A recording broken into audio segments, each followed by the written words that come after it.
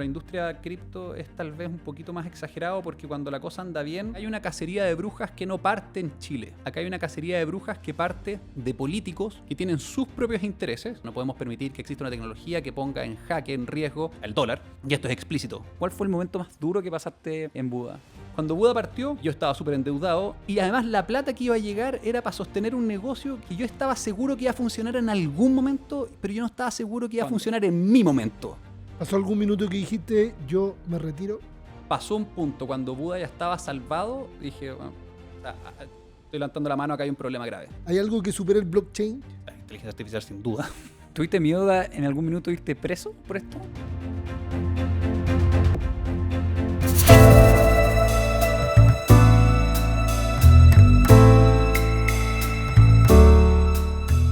¿Cuándo comienza este mundo de las criptomonedas en Chile? ¿Cuándo empieza a formarse esta conversación? ¿Cuándo empieza a ser parte de la agenda? ¿De la agenda? De la agenda de cualquier La inversionista. agenda yo creo que pasado mi ingreso. Yo partí el 2014. En esa época era muy pequeñito, casi nadie conocía Bitcoin, pero yo conocí Bitcoin en el 2014. De hecho, yo decidí emprender en la industria el mismo día que lo conocí. Pero, por ejemplo, mis socios que me los presentaron, ellos los conocían Bitcoin desde el 2012. Y Bitcoin nace el 2010. Así que súper prematuros, porque ellos estaban bien metidos en tecnología. Mis socios eran programadores, tenían una empresa de software, entonces estaban metidos en el mundillo. Yo venía del mundo de la consultoría y había emprendido, pero nunca demasiado relacionado al mundo software. Entonces no lo había escuchado. Lo había escuchado, obvio que lo había escuchado, pero en el modo en que la mayoría de la gente lo escucha y lo omite, ya sea por una resistencia evolutiva, bueno, de no meterse en las patas de los caballos. Pero yo creo que Bitcoin, el primer chileno en escuchar Bitcoin tiene que haber sido a las semanas de que Bitcoin haya nacido. Pero en que Bitcoin fuera un tema, yo creo que el 2016, 2017, cuando comenzó esa burbuja. La burbuja del 2017. Pero comienza a ser tema cuando los bancos le empiezan a tomar tirria o miedo. ¿Cuándo empieza a ser tema? ¿O que esto subía? Claro, empezó a ser tema, porque en la primera burbuja del 2013 tiene que haber sido tema, pero a nivel muy incipiente, porque eran muy poquitas de las personas. Fue una suerte de boom medio mediático, pero en Chile no se exportó tanto a Chile. Por supuesto hubo chilenos que compraron, pero para la burbuja del 2017, en Buda ya teníamos varias decenas de miles de clientes, y ahí sí aparecía en prensa cada rato. Y ahí los bancos sí se metieron. ¿Cuál es el precio del Bitcoin en ese momento, más o menos? Cuando yo conocí Bitcoin, el precio estaba en $600. Yo compré Bitcoin y tuve que venderlos 3 meses después porque se me acabó la plata para emprender y los vendía en $200. Así que mi primera inversión en Bitcoin fue a pérdida. Y cuando lanzamos Buda, Bitcoin costaba como $200. O sea, había caído. Porque yo conocí Bitcoin como 3 o 4 meses después de la ruptura de la primera gran burbuja, que fue la burbuja del 2013, donde el precio pasó de $120 a $1.300 en un año. Y yo lo conocí cuando estaba en 600, pero la cuestión venía bajando. Así que llegó a 200. Pero fue como el 2017. El 2017 ya esta cuestión empieza a explotar y empiezan a entrar otras empresas y más emprendedores empiezan a agarrar vuelo y los reguladores se empiezan a asustar y los bancos se empiezan a molestar. Y ahí empezó a ser tema. De hecho, el 2018, después de esta burbuja del 2017, salió el Servicio de Impuestos Internos y sacó la circular, no me acuerdo el número, pero diciendo ya que quienes ganaban plata con Bitcoin tenían que pagar impuestos sobre las ganancias y empezó a ser más oficial. Pero al principio, cuando nosotros partimos, nos recomendaron mucho, para no irnos presos, nos recomendaron mucho, porque tenía muy mala fama, tenía muy mala reputación, muy mala prensa Bitcoin cuando yo partí. Bueno, todos me recomendaron que nosotros teníamos que volvernos sujetos obligados a informar, que hoy día es un estándar. Todas las empresas financieras son sujetos obligados a informar. Pero en esa época nosotros aplicamos para volvernos sujetos obligados a informar, algo que nadie hacía, a no ser que fuera obligatorio, nadie lo hacía. Pero nosotros lo quisimos hacer nadie fue voluntaria.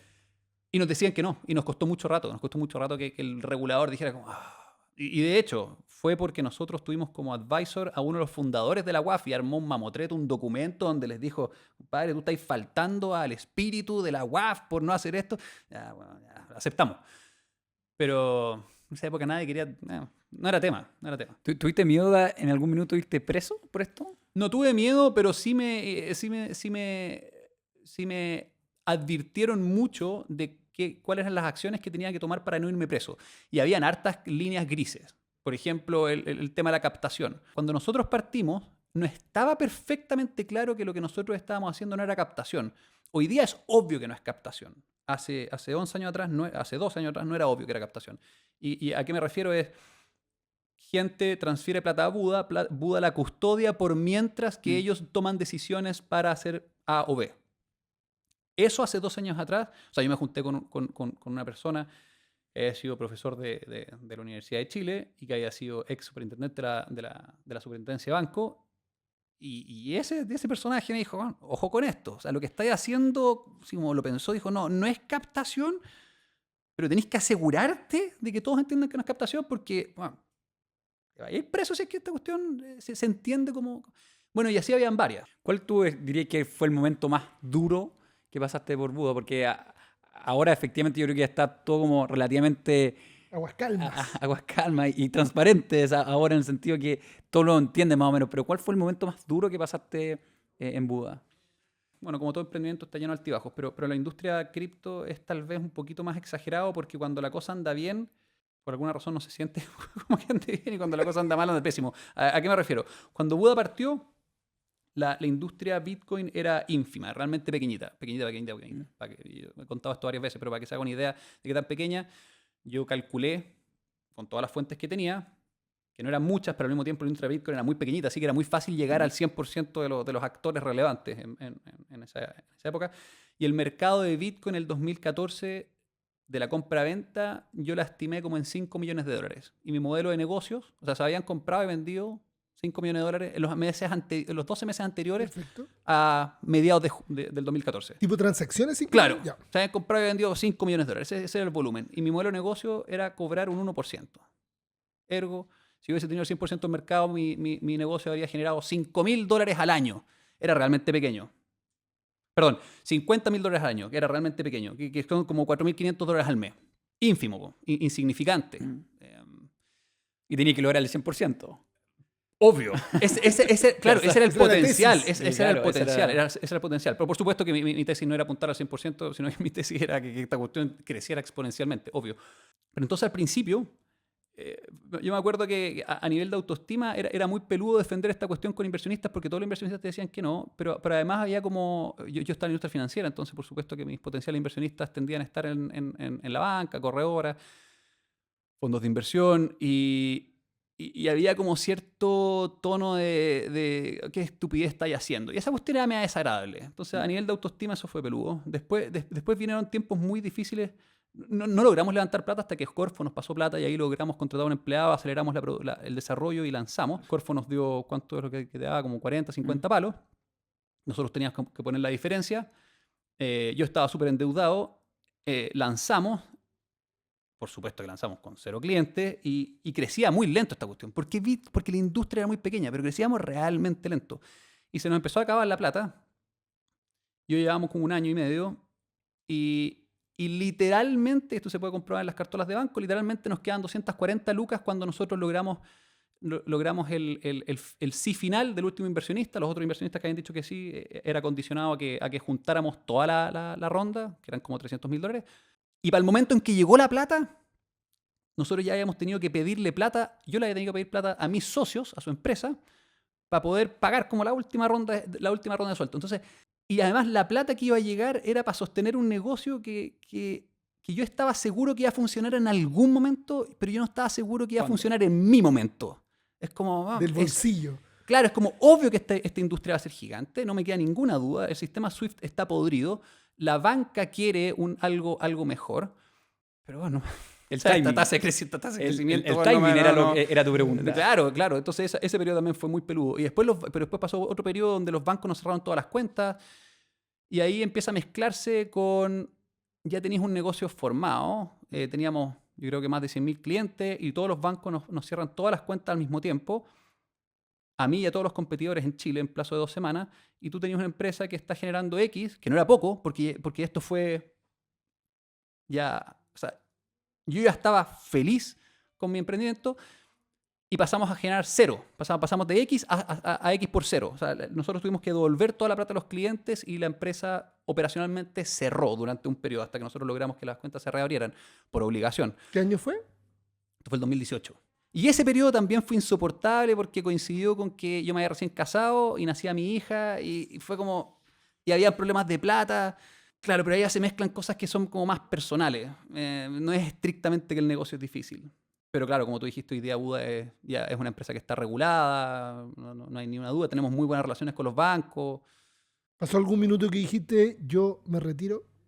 Antes de seguir con este capítulo, te dejo invitadísimo a ver nuestra plataforma somosrentable.com, el primer crowdfunding inmobiliario donde puedes invertir desde los 15 millones de pesos, donde nosotros coinvertimos en cada uno de los proyectos inmobiliarios que hay en la plataforma y donde desarrollamos proyectos propios. Te invitamos a sacarle mayor rentabilidad a tus ahorros a través de nuestra plataforma. Te esperamos en somosrentable.com y seguimos con este capítulo.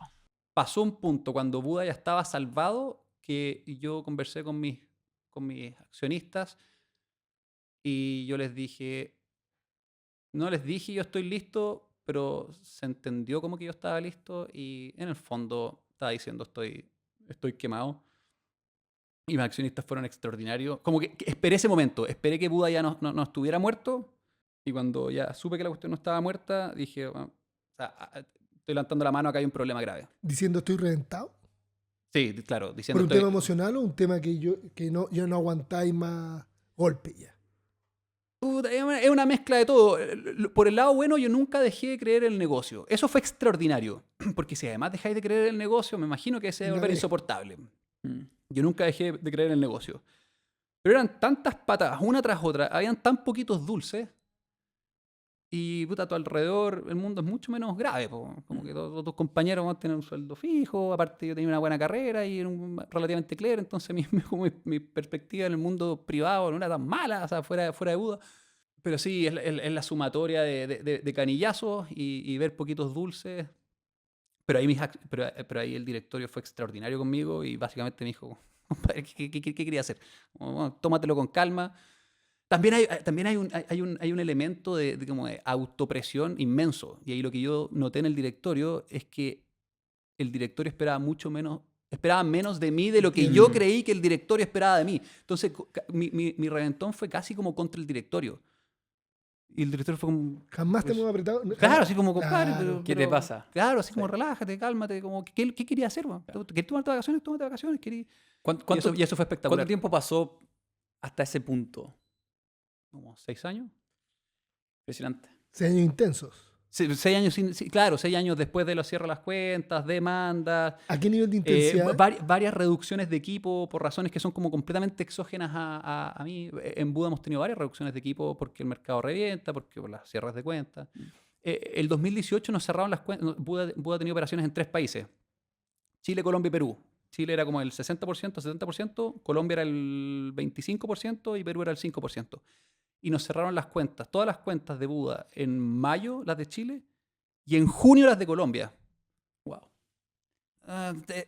No había por dónde, no había por dónde. Apocalíptico. Apocalíptico. Pero después las cuestiones salieron bien. Pues, o sea, hicimos una demanda a todos los bancos y el tribunal acogió nuestro recurso de protección, que el recurso de protección decía, acá hay un abuso de posición dominante, y si usted no obliga a los bancos a reabrirnos las cuentas al tiro, no hay juicio que tener porque Buda desaparece. Y acogió eso. Fue espectacular porque pudimos recuperar. Igual perdimos 50% de los clientes en la reapertura. O sea, cerramos, reabrimos y el negocio era la mitad. Y volver a recuperarlo. Que nos demoramos como 4 años, como 3 años. No, como 2. A ver, esto fue el 2018, reabrimos en junio. Claro, como 1 año y medio, 2 años nos demoramos en recuperar al punto de ¿Qué es lo que ven los bancos? ¿Es efectivamente ven un peligro? ¿O ven un peligro desde el punto de vista regulatorio? ¿Ven una amenaza? ¿Qué es lo que le pasa a los bancos cuando deciden cerrar las cuentas? ¿Cuál es el motivo el que tú creí, más allá del que Sí. te lo digan, porque los bancos lo más seguro es que te digan y sean lo más nice posible, pero uno, me imagino que Por sentido común, ¿sabes? tú decís, no, esto cayó, me están haciendo esto otro. Pero mi sentido común ha ido mutando, ha ido cambiando. Mi respuesta espontánea y sincera hace 5 años atrás, hace 6 años atrás, no, hace 7 años atrás en esa época, ha pasado el tiempo, pero bueno, hace 7 años atrás, era que los bancos no quieren una industria, no quieren permitir que se habilite a través de sus propios sistemas, además, así como a través de sus cuentas corrientes, que se habilite un sistema que los busque intermediar. Y creo que eso les molesta, o sea, sin duda que eso les molesta, a algún nivel, pero en la medida que ha pasado el tiempo y que me ha acercado a los bancos, y que los bancos se han acercado a nosotros, y que hemos tenido conversas con reguladores, y que hemos tenido conversas más sinceras con actores de los bancos, acá hay una torta de responsabilidades. Y los bancos en Chile también tienen un montón de presión de los bancos corresponsales, que son los bancos gringos, que son los bancos que les permiten a ellos usar sus sistemas SWIFT. Entonces, acá hay una cacería de brujas que no parte en Chile. Acá hay una cacería de brujas que parte de políticos que tienen sus propios intereses, políticos gringos, y ahí es donde ellos abiertamente hablan sobre no podemos permitir que exista una tecnología que ponga en jaque, en riesgo, el dólar. Y esto es explícito. Y de ahí nacen regulaciones que le exige a los reguladores obligar a sus sujetos obligados a informar, que son empresas, que son bancos gringos, y ahí empieza a chorrear para abajo. Esa no es toda la causa, pero yo no conocía la magnitud de la gravedad de esa causa. Y esa causa es gigante. Y la razón de por qué yo sé que es gigante es porque Buda pasó de ser el paria de la industria financiera a tener excelentes relaciones con nuestros bancos partners. Excelentes. Y yo he estado en reuniones con oficiales de compliance a nivel corporativo en los bancos. Y ellos han dicho, y les he escuchado decir explícitamente que están podridos con X banco gringo gigante por el nivel de reglas arbitrarias que están poniendo y que los están obligando a hacer cosas que ellos no tienen que hacer. Porque si es que se supiera lo que está pasando, entonces habría una serie de castigos que empiezan a escalar hacia arriba. Entonces, existe una regulación que es explícita y existe una regulación que es tácita, es como que permea de manera mucho más oculta y cultural. Ese problema, que es un problema estructural, creo que explica gran parte. Eso no quiere decir que fueron irresponsables en Chile. Yo no les quiero quitar responsabilidad. Lo que hicieron es irresponsable, es grave y estuvo mal. Tú no puedes como gremio, de alguna forma coordinarte, porque que todos lo hayan hecho al mismo tiempo. Suena a cartel, po, weón. Suena a cartel. Sí, po. Y no lo acusamos de cartel porque es difícil de comprobar, pero suena raro. Estuvo mal lo que hicieron. Pero ya no creo que ellos dijeron como no podemos permitir que Buda desintermedie a los bancos. No. No. Esa motivación tiene que haber existido a algún nivel. Pero hay otros problemas. Oye, entonces al final el origen de esto es político. Es político. O sea, sí, a Sí. nivel político genera un problema estructural, o por lo menos para Chile, Sí. porque estructural tú te refieres a que los bancos norteamericanos empiezan a permear políticas y afectan obviamente a países como los nuestros, y en ese sentido es estructural, pero el origen es político. En ese sentido, la nueva administración de Trump ¿es una buena noticia para el mundo Bitcoin? ¿O para el mundo cripto? Me cuesta decir ¿Está ahí con el yogi rojo? No, a mí me cuesta mucho ponerme cualquier yoki. Me cuesta mucho ponerme cualquier yoki porque, no sé, soy como, soy medio, no me gusta decirlo, pero soy como amarillento por definición, porque logro encontrarle cosas buenas a gente con la que en general creo que dice estupideces, casi exclusivamente estupideces. Y también me cuesta muchísimo camisetearme con alguien. O sea, como que yo me ponga el gorro de alguien es improbable. Entonces no me pongo el gorro rojo para nada. Pero por supuesto encuentro que hay algunas cosas que tienen sentido lo que están haciendo. Pero si es que lo que está haciendo, si Trump es bueno o malo para Bitcoin, creo que tal vez es bueno a largo plazo, pero el nivel de caos que está generando en el corto plazo no es bueno para nadie. Por la incertidumbre. Claro, la incertidumbre, y no es solo una incertidumbre que creo que es razonable, que creo que en muchos sentidos es una incertidumbre que es el resultado de una política mal hecha, como de una diplomacia mal pensada. Sí, yo tiendo a pensar que, o sea, sin duda que es mucho mejor que diga que Bitcoin va a ser parte de las reservas de la Reserva Federal, Pero no por pero eso los, vas a efe- celebrar. pero los efectos no se ven hoy día. Exacto. Tú en ese sentido, como Guillermo, como persona, ¿adhieres o te adhieres como a la visión política amplia de las personas que están mucho más metidos en el mundo de la criptomoneda? No solamente descentralizar a nivel monetario, sino que a nivel de autoridad y hay toda una corriente de personas que, oye, que no solamente lo piensan, como dije, a nivel de finanzas, sino que también a nivel político. Sí. Sí, ¿Cuál es tu rollo ahí? O quizás ni siquiera te quedan rollos. Para ti es simplemente, oye, Buda, una empresa que hace exchange y se acabó y no es tema. No, una buena pregunta. Y para que no sepa, pues, si es que alguien está escuchando y no sabe a qué te refieres, es que el mundo Bitcoiner es un mundo súper... primero es una tecnología que está acompañada de una corriente filosófica súper marcada respecto a personas respecto a esta idea donde cualquier intervención del Estado es una intervención dañina y que las personas mejor nos podemos coordinar cuando nos permitimos transar de manera libre y con la menor cantidad de obstáculos arbitrarios, ya sea aranceles, impuestos, restricciones, y entonces el Bitcoiner por antonomasia es casi que capitalista, Anarcocapitalista. tal cual, es un anarcocapitalista. Sí, claro. Es el capitalismo en su más pura expresión, es la mejor forma de coordinación, la mejor forma de descubrimiento de precio es aquella que es el resultado espontáneo de las personas manifestando su deseo, y cualquier intervención del Estado es algo que va a dañar y nos va a llevar a un peor estado de bienestar. Bueno, esa visión, que es como el extremo, está súper cargada de bitcoiners. Y está súper cargada. Sí. Creo que tiene bastantes elementos que son ciertos, pero a la medida que pasa el tiempo, uno se va volviendo menos idealista y te vas dando cuenta cómo funcionan las cosas. Y creo que el Estado, en verdad, sinceramente creo que el Estado es la raja. Creo que un Estado sano habilita estados de bienestar. Un Estado sano habilita, para que la redundancia, estados de bienestar en la sociedad que son inalcanzables en un conjunto de personas que se coordinan espontáneamente.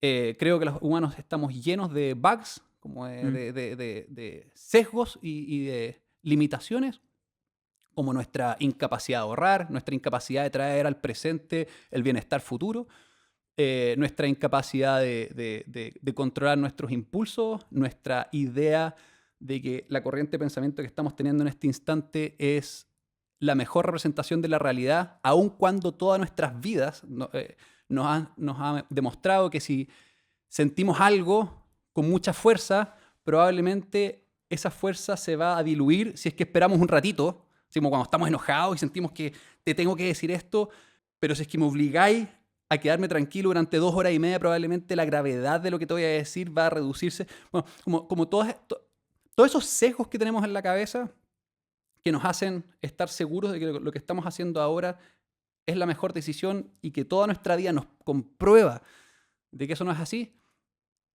me lleva a pensar que un estado sano es extraordinario, es necesario, es un extraordinario invento al que hemos llegado los humanos.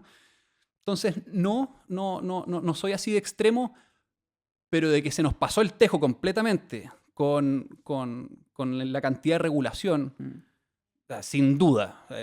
Hoy día se está hablando de permisología, pero es absurdo. Es absurdo. Hoy día estaba escuchando la radio en la mañana cuando iba a dejar a mi hija al colegio, de que Carabineros acaba de comprar dos drones que se manejan autónomamente, y le costó 3.500 millones de pesos cada uno. Y ya llegaron a Chile. Carabineros, no estoy hablando de una empresa privada, Carabineros, para salvaguardar la seguridad de los chilenos. Y llevan parados 4 meses porque la Dirección General de Aeronáutica no les ha dado permiso. Permisología. Pero, entonces, ya, mi respuesta es no soy un extremo bitcoiner, pero estoy totalmente de acuerdo en que llegamos a un punto en que la entropía de este sistema es inmensa. O sea, mantener el orden como estamos no se puede. Sí. ¿Qué estáis leyendo actualmente, Guillermo? Actualmente estoy leyendo 2 libros. Uno se llama... uno es la historia del ejército de Chile, que voy en la página 0, que lo pasaron ayer. Y el otro es El último confín de la Tierra, de Lucas Bridge. Es un libro hermoso que todos deberán leer. Bueno, ¿Por qué? eso es lo que... Lucas Bridge fue un inglés. Bueno, hacer un ultra resumen. Es un inglés que fue huérfano y fue adoptado por un misionero anglicano. Y este misionero vino, en 1820, vino a la Patagonia, puntualmente a la localidad de Ushuaia, a impartir religión y a civilizar a yaganes, pero muy desde la bondad. O sea, no cometieron las atrocidades que se cometieron después. Entonces este gallo llegó como a los 12 años, siguió como hasta los 20, y después volvió a Inglaterra, y después dijo, en verdad tengo que volver. Volvió y fue uno de los primeros colonos blancos de la zona, y describe... Bueno, y él tuvo un hijo.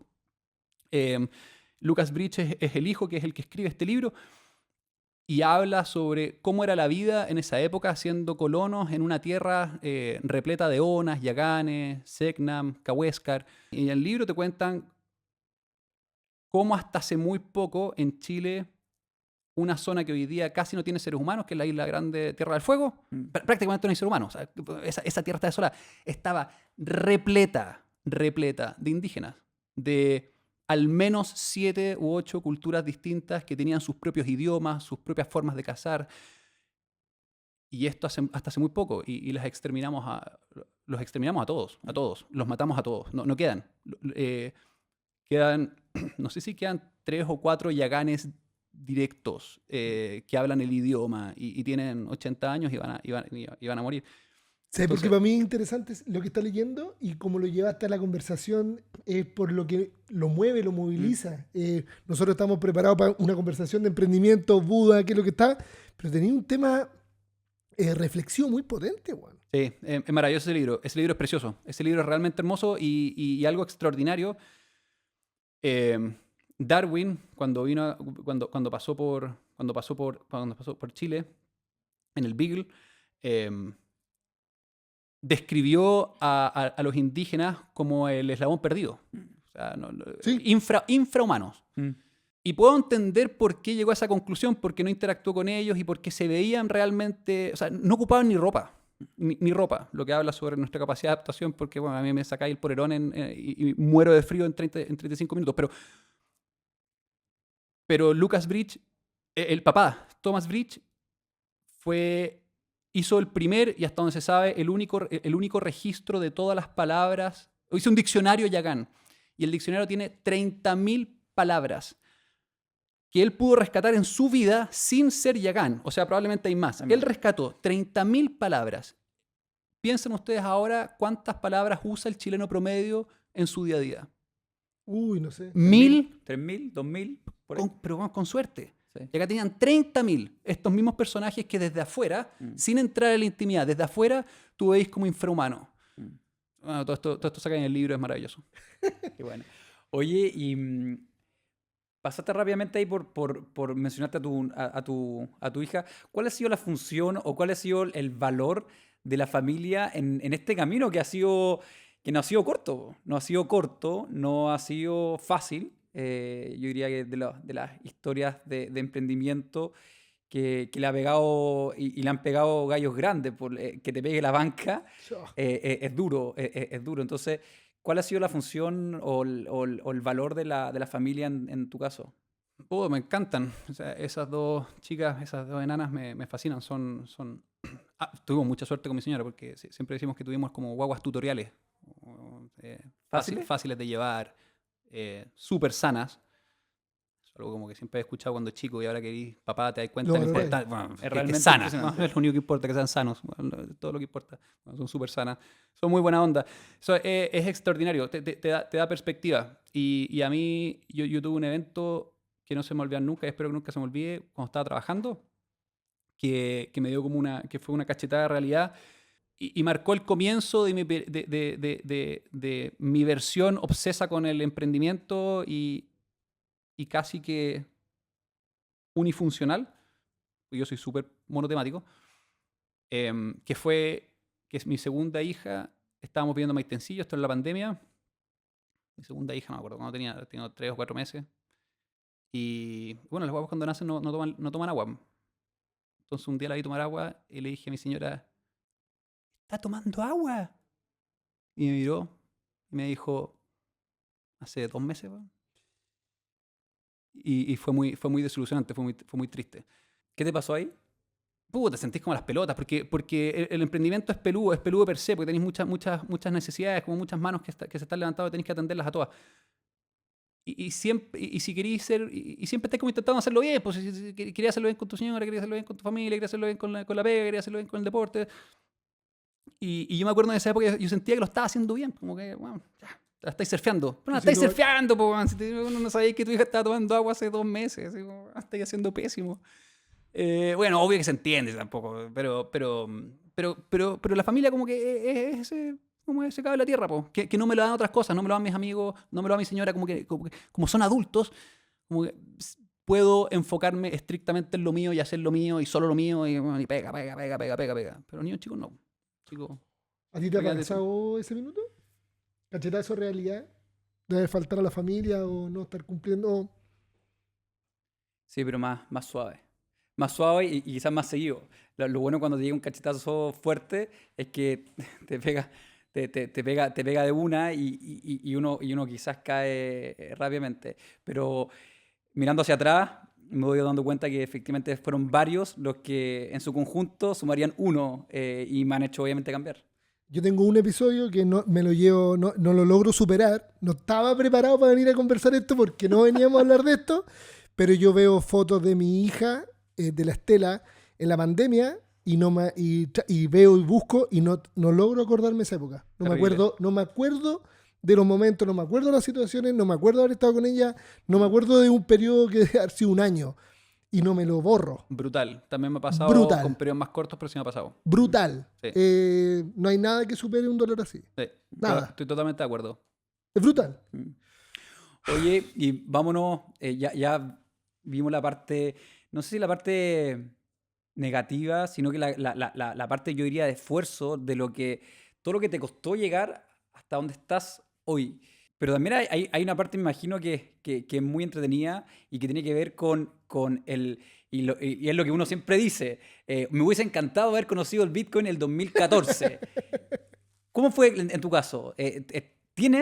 Tú como Guillermo, tienes muchos Bitcoins o no? Siempre menos de lo que me gustaría. Po, No, lógico. Pero creo que pero tenés más que yo. tengo, sí, tengo. Ya, pero es esa parte que uno siempre envidia de, oye, me hubiese gustado estar en ese minuto. Siempre, obvio. Pero, Me pero, hubiese pero tú lo gustado. pero tú lo aprovechaste. Bueno, no, pues no tanto, porque yo tuve la oportunidad. A ver, yo empecé a emprender en mayo del 2014, me acuerdo que fue mayo porque fue el día que conocí Bitcoin, no importa, mayo. Y yo venía de emprender en otro lado, yo ya venía endeudado. No. Entonces yo tuve que decidir, o me dedico a esto, básicamente mi riqueza en el plano Bitcoin, mi riqueza la amaso comprando Bitcoins o haciendo una empresa de Bitcoin. Ya. Y ahí responde tu pregunta respecto a mis primeros 5 años de inversión Bitcoin, inexistente. ¿Y Buda como empresa? ¿Se invierte en Bitcoin? Lógico. Muy poco, Ya. pero porque, muy poco y la razón tiene que ver, no tiene que ver con si la empresa está convencida o no, tiene que ver con manejo de caja, manejo de riesgo. No, muy poco. Hemos tenido, pero al final Bitcoin es tan volátil que es muy difícil armar presupuestos Mm. Si es que un porcentaje de tu presupuesto está supeditado al precio y el precio no tiene nada que ver contigo, tiene que ver como con variables y Y fuerzas sí. externas. ¿Y conocí algún chileno que en ese sentido te haya generado una especie como de envidia sana? No sé si es envidia sana, esa cuestión, no sé si es Pero un concepto mira, válido, o sea, pero o bueno, sea- pero que tú digáis, oye, yo estuve en el 2015 con este gallo No, y... Conozco, no voy a decir nombres, por supuesto, No, pero, lógico, pero conozco gente que compró muchos bitcoins y los vendió creyendo que había hecho la pasada de la vida y hoy día, Y hoy día no sé, están pegando un tiro en la cabeza. todos los días se pegan 2 o 3 tiros en la cabeza. Pero llegaron a tener, o sea, cantidades por las que hoy día serían millonarios. ¿cuántas unidades? Y pescamos calculadora al tiro. ¿Cuánto fue que este gallo llegó a tener? Como 100 bitcoins y 100. los vendió ¿A qué precio lo vendió? hace poco. Tal vez $20, $30. ¿Y la compró en cuánto? No, o sea, hizo ¿En la cuánto pasada. está- Hizo en la cuánto está pasada. ahora? Hizo la pasada. $100.000, $90.000. Nosotros tenemos un socio que tiene 1. Y en la envidia de la oficina. Y él la envía en la oficina. Oye, Sí, y lo huevíamos cada semana. Véndelo. No, véndelo. pero hay no. gente, hay gente que tiene visión y que tiene guata. Porque Tiene guata, po, yo conozco gente que compró montos importantísimos hace 10 años. Pero montos gigantes, gigantes. Porque una cuestión es, a ver, la gente me dice, qué suerte haber estado el 2014, haber descubierto Bitcoin en el 2014. Primero, falso. Escuchaste hablar de Bitcoin en el 2014, no lo pescaste. Sí, y el 2015, y el 2016, y el 2017, el 2018. Pero además, si bien Bitcoin no se va a volver a multiplicar como se ha multiplicado ahora, si tú evalúas el tamaño que Bitcoin tiene hoy día respecto a su potencial, sigue siendo ínfimo. Entonces está bien, no es el 2014, pero tú podrías volver a dar ese paso hoy día. Sí, te entiendo. Y en 10 años más estaríais feliz. Mm. El tema es que No sabes. no sabes, pero el 2014 tampoco lo hayas sabido y Sí, por eso claro. no compraste. Sí, sí, sí. Entonces es Sí, una falsa Es una ilusión. falacia. Obvio, Al final es un- es una falacia y pasa en todo índole de cosas. Cuando tú lo hiciste en un negocio, oye, que tu idea es súper sencilla. Puta, ¿cómo no se me ocurrió a mí? No, claro, obvio. Y no se te ocurrió porque nunca se te iba a ocurrir. Nunca. No porque no estuviste ahí, sino que no hubieses tomado esa decisión. Punto. Sí, po, eso pasa. Y Oh, Perdón. Esto me tiene, porque nos queda un minutito, pero tengo que saber esta papita. ¿Qué? Así como tú conociste el Bitcoin en el 2012, el 2014, y te metiste y dijiste voy a comenzar, y yo no tenía idea que existía el Bitcoin, y ahí uno dice, oye, me gustaría volver atrás. ¿Cuál es la nueva papita, la revolución, lo nuevo que te ha llegado a ti que tú puedes decir, aquí puede haber algo? Bueno, la respuesta obvia es algo relacionado con inteligencia artificial, pero siento que la inteligencia artificial es como la electricidad, ¿no? En el sentido de que la magnitud del efecto, del impacto que va a tener sobre la humanidad es tan abrumadoramente grande que Estoy anotando. y con electricidad pudiste haber hecho claro, te pudiste haber hecho cables, o pudiste haber hecho transistores, o pudiste haber hecho. Y no lo hiciste. Claro, pero a lo que voy es que. O lo que hiciste con la electricidad. Claro, Todos los procesos desde que nació la electricidad automatizaste. te pudiste haber hecho trillonario en un montón de cosas distintas. Claro. Entonces, esa es obvia, pero siendo tratando de ser más concreto, yo creo que en medicina hay infinito que hacer. La medicina sigue siendo extremadamente precaria e imprecisa. O sea, si tú tenés una dolencia, tú puedes ir a 3 doctores Y todos te distintos dicen lo distinto. y todos te dicen algo distinto. Lo que quiere decir que están o los 3 equivocados o hay uno bien, pero no pueden estar los 3 bien, porque son más o menos excluyentes. Entonces, Es el principio de no contradicción. No pueden haber dos cosas distintas bajo el mismo respecto que sean claro.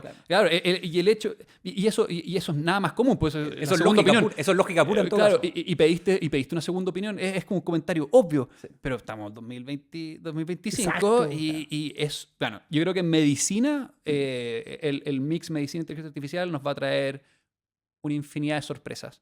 En relación a las inversiones, ¿hay algo que supere las criptomonedas? ¿Hay algo que venga nuevo? ¿Hay algo que supere el blockchain? La inteligencia artificial sin duda, pero sin Tú lugar estás- tú estás- a dudas. ¿Tú estás invirtiendo en algo que sea novedoso?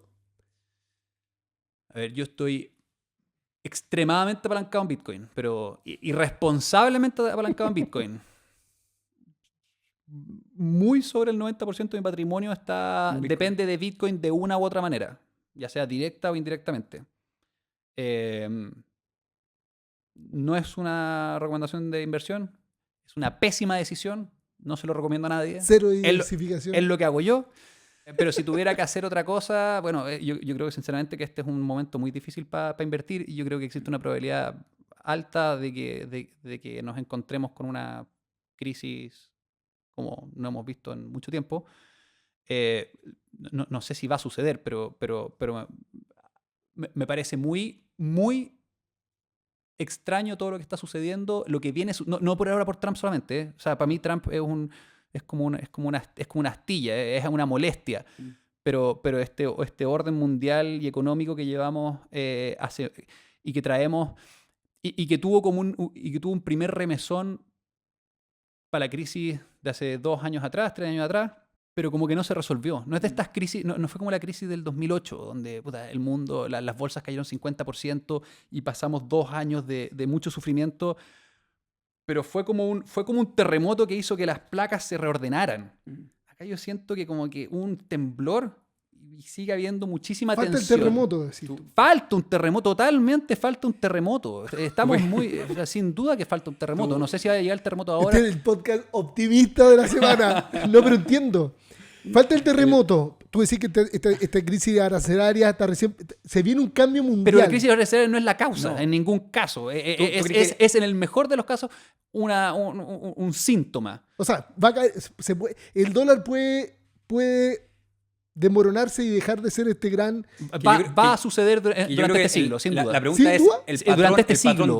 el patrón dólar, o sea, ¿cuándo va a caer? O sea, sin duda va a ser Pero va a este caer. o sea, sí, si yo tuviera que apostar, pero de nuevo, este siglo es súper asegurado, porque bueno, quedan 75 años para que se acabe el siglo, pero para mi gusto, Estados Unidos es un imperio en decadencia, tiene todas las señales de ser un imperio en decadencia, se está comportando como un imperio en decadencia, súper frenético, neurótico, abusador, desesperado, y no es como Trump. O sea, el gobierno de Biden fue espantoso.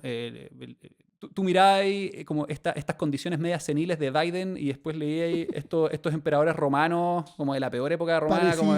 Parecidísimo. Como, ¿en serio este era el emperador romano? ¿En serio ese era el presidente de Estados Unidos? ¿No puede hilar 2 palabras? Que no puede caminar recto. Entonces, y a eso se suman otras fuerzas, como que la deuda de Estados Unidos es inmensa, el déficit es inmenso, lo que ya todos sabemos. El acreedor principal es China. Tal cual. Súper harta inestabilidad política. Entonces, si hay alguna inversión en la que yo me metería hoy día, no, pero no porque no hay nada, sino porque no me atrevería a decir algo y que después, No, toda la razón. entendiendo que yo mismo creo que existe la probabilidad de que... No, y por eso además me imagino que está ahí tan apalancado en el Bitcoin. Pero Bitcoin ha perdido, pero Bitcoin no ha logrado ese punto, no ha logrado transformarse en el refugio de valor. O sea, no es como el oro. Esa es otra señal. Sí. El oro, están todos comprando oro. Locura. ¿Saben hace cuánto que los bancos centrales no compraban oro? Vean los gráficos. Hace 30 años, 40 años que no compran, que empiezan a acumular oro como lo están haciendo ahora. El precio del oro se ha más que duplicado los últimos 24 meses.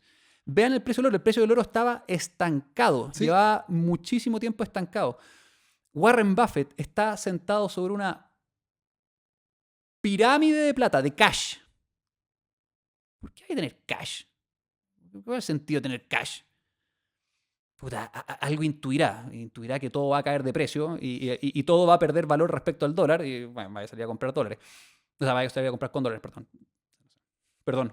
No pude contestarte fácil, no tengo la respuesta, no se me ocurre nada. pero existe la respuesta. Pero sí, tú estás viendo también... Aquí puede quedar una cagadita. Yo creo, sí. Yo creo que puede con una cagada, sí. Y aparte converso con amigos que me parecen súper sensatos y llegan a las mismas conclusiones. Pero me gusta la sensatez también de Guillermo. como Que diga, bueno, es cuando lo habláis de Bitcoin, sí, pero también, ojo, Sí. porque no está hablando de un fanático ni una persona sesgada por algo, más bien sensato de decir, compadre, tampoco tengo la bolita de cristal, Estamos mirando todo este partido para ver cuál va a ser Como la el película desenlace. de Subprime de la... La vi ayer. Ah, Buena. Muy buena, pero muy buena. Y de ¿Cómo hecho, sabes que y de tenía hecho, el ojo de vidrio? oye, y de hecho hay un programa, en la película hay una escena de un programa de televisión, no sé si se ¿Cómo se llama la acuerda. película? Y efectivamente da su teoría a la persona y la gente, o sea, los animadores quedan diciendo que está loco este gallo, pero efectivamente pasa lo que... Bueno, y este compadre que se llama, no me acuerdo cómo se llamaba, El pero el que compró en corto. sí, O sí, el que le pues, falta el ojito, po, weón. sí, sí, pues, Sí. él viene augurando sin éxito un cataclismo grande hace 2 No. años. Sin éxito, porque recuerden que la última vez que lo hizo casi que quedó la cagada 6 meses después. Entonces como que ha hecho unas apuestas que como que no se han pagado, pero los lleva diciendo hace mucho rato. O sea, bueno, 2 años, 3 años. Y en esto está el difícil equilibrio de paranoia, ¿cachai? Y efectivamente uno podría decir, oh, Guillermo tiene una teoría conspirativa, uno podría decir, pero ¿y si pasa? ¿Cachai? O sea, hay... me explico, ¿no? O sea, Obvio. porque al final la Ay. economía es una ciencia social. Uno ve parámetros y puede intuir cosas. Oye, lo típico, el dólar va a subir, va a bajar, según estos parámetros, el cobre, la correlación y todo eso, pero no es una ciencia cierta. Entonces, puede ser de ambas cosas y al final es la prudencia la que dice, oye, uno tuvo razón. Pero todo vuelve a un orden también y todo decanta y vuelve a piso la pelota y Exacto, la cosa que hay una comienza yo nuevamente. soy extremadamente optimista de la humanidad en el largo plazo. Yo tengo dudas sobre lo que va a pasar Sí. en el cortísimo, pero yo soy un humanista. Que- Yo me declaro un humanista. Yo creo que que los humanos hay una somos economía real. extraordinarios, somos lo más importante de la Tierra. Hay y- una economía real. Absolutamente. Hay una economía real y absolutamente. al final esa es la que rige. Y la productividad ha ido aumentando y Lógico. cada día que pasa tenemos más infraestructura. La infraestructura nos permite ser más productivos, mejora la educación. Claro. Eso está, veremos la última generación, pero Sí, pero al hay final algo real. El patrón dólar, Sí. me caché, pero Sí. al final igual hay una economía real. Sin duda. Significa que todo se sale. Que a pesar de que exista crisis, decanta la crisis y comienza con un nuevo orden Tal mundial, cual. con una nueva moneda de refugio. Pero de que salimos. Significa que hay que tener un poquito, hay que ser precavido en las decisiones que tomamos, porque probablemente hayan vacas flacas y esas vacas hay que sobrevivirlas, hay que pasarlas y salir adelante. Pero me gusta mucho que no seáis fanático. ¿Te gusta mucho Bitcoin, pero no caes en el fanatismo? ¿O estáis medio fanático? No creo. O sea, yo creo que Bitcoin, yo me hago esta pregunta relativamente seguido. ¿Sigo creyendo en Bitcoin y no... Soy poco religioso en el sentido que atribuye también una probabilidad a que no funcione, pero yo veo cómo funciona el sistema financiero mundial y digo, es obvio que algo lo va a reemplazar.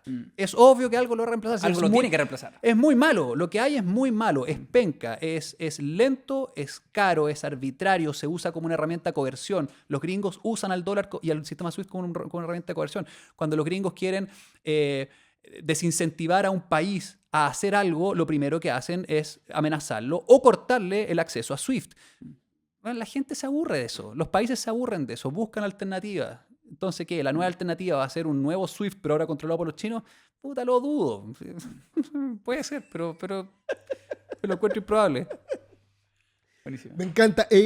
¿Cómo está el equipo Buda? ¿Cómo está la empresa? Está espectacular el equipo Buda, po. Muy bueno. El equipo Buda es muy bueno. ¿Cuántas personas están trabajando actualmente en Buda? Somos 35, 40. Es un equipo pequeñito, pero de altísimo rendimiento. Son muy buenos. Eso es como una generalidad en Buda, que gente muy inteligente. ¿Qué están haciendo en Brasil? Nada. ¿Alguna vez hicieron algún negocio en Brasil? Intentamos entrar en Brasil, pero los socios con los que íbamos a entrar se echaron para atrás. Desafortunadamente, después se arrepintieron mucho. Nosotros lo lamentamos. No, nosotros estamos en Colombia, Perú y Chile. Estuvimos en Argentina, pero duramos como un año y nos salimos por Argentina. Argentina. Por los argentinos. No, era muy difícil. Ya. ¿Cuál es el siguiente paso? ¿Cuál es tu visión, ya como gerente de finanzas, pero al final como fundador? ¿Cuál es tu visión de Buda? ¿Para dónde va? A mí me gustaría transformar a Buda en este punto neurálgico por donde se transan, por donde pasan todos los movimientos, todas las conversiones de moneda en el mundo. Decimos, en Chile, por supuesto, o en Colombia o en Perú. Algo así como lo que está pasando con la bolsa electrónica de Chile, por donde se mueve el dólar. pero en este nuevo estándar. ¿Cómo se logra eso? ¿Con M&As de otros Budas, por ejemplo? No, no necesariamente. No necesariamente. Tienes que ser el lugar más líquido, más barato, más rápido, más seguro. Pero así como todas las empresas tienen que pasar por el dólar SWIFT me refiero como a este par ordenado del dólar y el sistema SWIFT que son los rieles por donde pasa el dólar, todo eso se va a reemplazar por estos dólares cripto, USDC, USDT, Bitcoin, y todas esas conversiones de plata necesitan estar en un lugar. Entonces, ¿es natural que exista un gran lugar donde ocurra la gran mayoría? Esa es la bolsa, ese es el objetivo de la bolsa. Convertirse en la bolsa esencialmente implica ser el lugar más barato para adquirir, más barato no solamente en comisiones, como más barato considerando las puntas, considerando la liquidez. O sea, que tú vas a comprar $100,000 o $1,000,000, raya para la suma, considerando todo, es el lugar donde obtienes más pesos a cambio o más dólares a cambio. Pero eso toma tiempo. Es difícil. Oye, Cristóbal, tremenda conversación. Jamás me imaginé que iba a ser así. Pensé que íbamos a hablar 100% de criptomonedas, Buda. Y no, conocí a una persona muy reflexiva, muy espiritual. Me voy a llevar a la vida eso que me dijiste, que viste a tu hija tomar agua y eso había pasado hace 2 meses. Creo que aprendí algo yo, por lo menos, como lección. Cachetazo, realidad, siempre son muy buenos. Me quedo con tus $100 millones. Si lo junto... Me compraría otro campo en la Patagonia, porque tenemos campo en la Patagonia, pero tremenda conversación. Así que muchísimas gracias. Muchas gracias a ustedes, estuvo muy buena. Y espero volver a verlo en la Patagonia. Vecino. Eso. Me gustó. Eso. A todos, mandarle un saludo enorme, que dejen sus comentarios y agradecer la asistencia, agradecer a toda la gente que nos está viendo, porque siempre es bueno estar enseñando, y no tan solo de negocios, sino también temas espirituales y reflexivos, que yo creo que es importante. Eso. Un abrazo a todos.